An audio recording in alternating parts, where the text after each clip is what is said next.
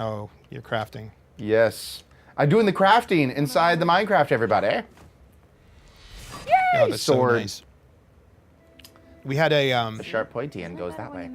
it was a very interesting challenge to incorporate crafting into our game in a way that, you know, there's already a game that lets you craft things. I don't know if you're familiar with it. And so in a sense, you're in your own game trying to communicate what another game's already done. Yeah. Your parent game. Yeah. Because Minecraft is sort of our parent. We're sort of a spiritual child Yes. of the original game. Yeah. And so to kind of create an interesting way to not only, you know, be true to what crafting is, but Yeah. also make it feel like it's happening, you know, to these characters. We're kind of pulled out into the third person to sort of get technical. Yeah. With our camera.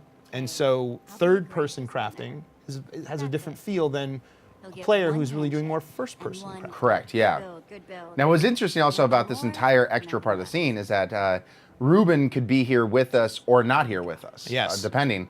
If I had picked the option where we kept him around, Ruben unfortunately would have gotten a black eye, but he would have been here with us. Yep. And I told him to run away because I wanted to save him Yes. the issue of getting a black eye.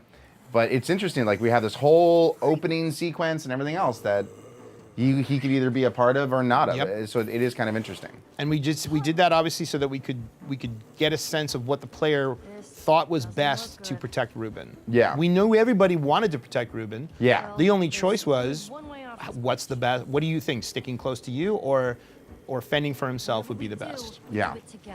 Now I'm just gonna say, we jump. Oh, good. Because there's too much around there. Yeah. Oh, yeah.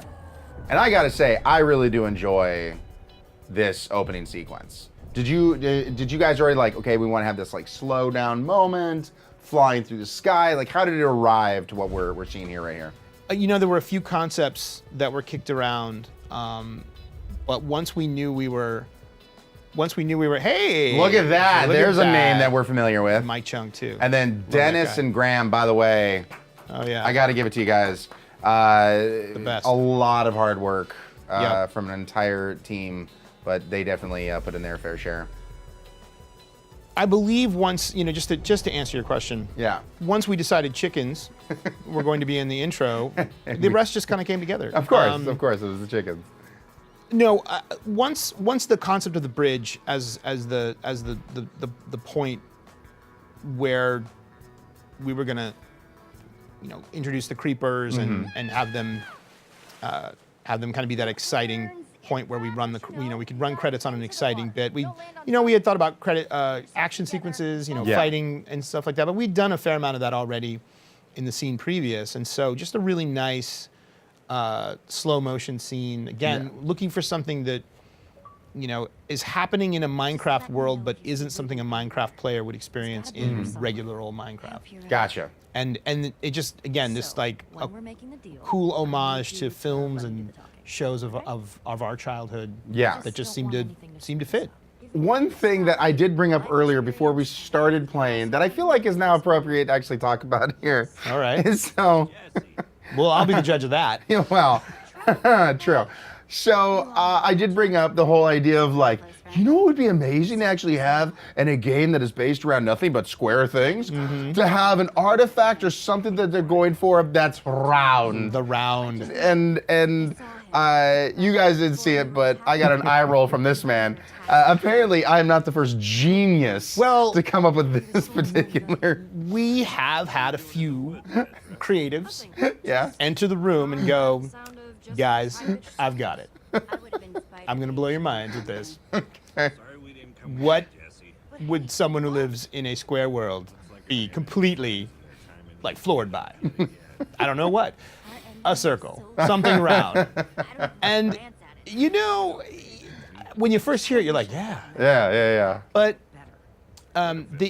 when you hear it the second or third time it's pitched to you, you're like, yeah, okay. And then you've heard it the 50 millionth time when I come over to you. You've heard it a few times. Yeah.